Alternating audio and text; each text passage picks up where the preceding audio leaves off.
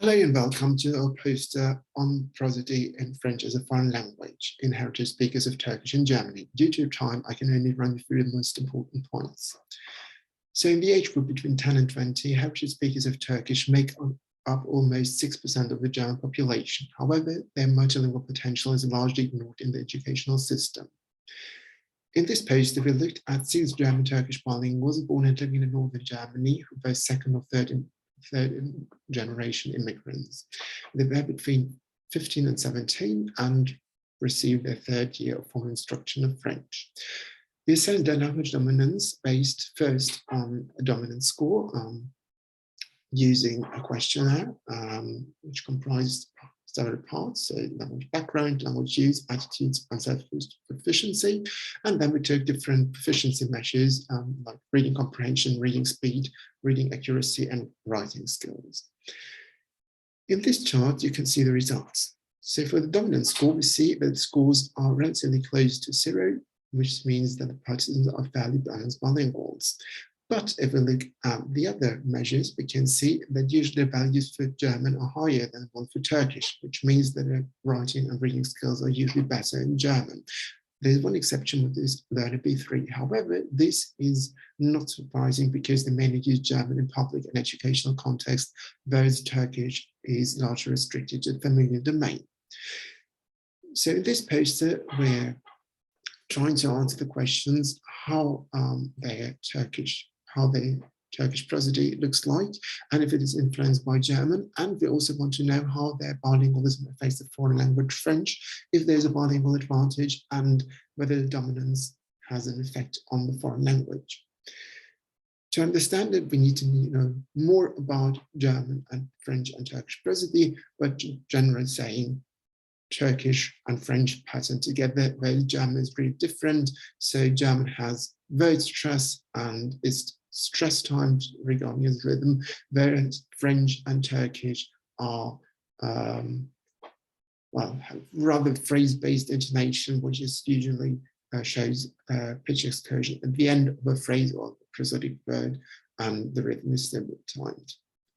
Okay, so in the heritage language Turkish, we analyzed read speech from our participants and compared it to the speech of monolingual Turkish speakers from Turkey and to German learners of Turkish.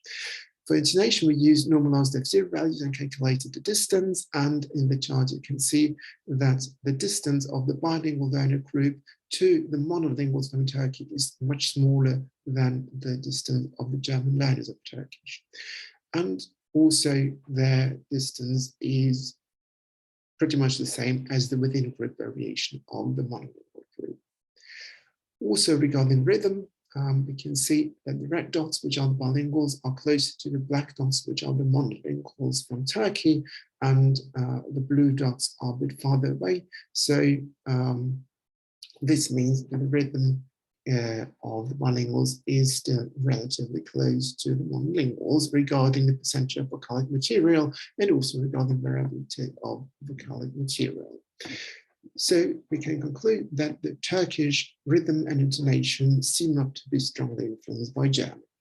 Regarding the performance in the foreign language French, we also analyzed read speech and compared it to the performance of monolingual German learners and to native speakers of French from France, this time using the output of the software NLO, which assigns prominence values to each syllable. So for intonation, here we can see that the mean values of the monolingual group is pretty much the same as the mean value in the bilingual group, so they are not closer to the French natives. However, if we look at the individual performances, we can see that the best learner is this one, who is also the one with the highest dominance in Turkish, and in the Turkish group, the learner who is farthest away from the target is the one who has the strongest dominance in German. Looking at this graph, we can see that the problem of especially of the monolingual learner group is that they assign too many stresses to the prosodic words. So in the sentence, le chat s'appelle Amandine, their deviation from the natives is especially high in the syllable pout. So what they do is le chat s'appelle Amandine. Also regarding rhythm, here we can see the black dot is again the native target, and red dots are overall closer than the blue dots, so the bilinguals are closer than the monolingual learners. And one reason for this is probably the vocalization of the rotics, which regularly occurs in German, but is not found in Turkish or French, and is done more frequently by monolingual learners than by bilinguals. So overall, the bilinguals are not more targeted than the monolinguals. We've seen they are overall balanced bilinguals, but reading and writing skills are better in German. However, their Turkish is still quite intact.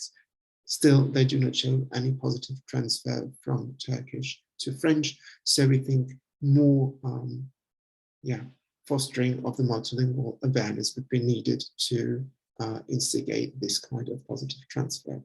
Thank you very much.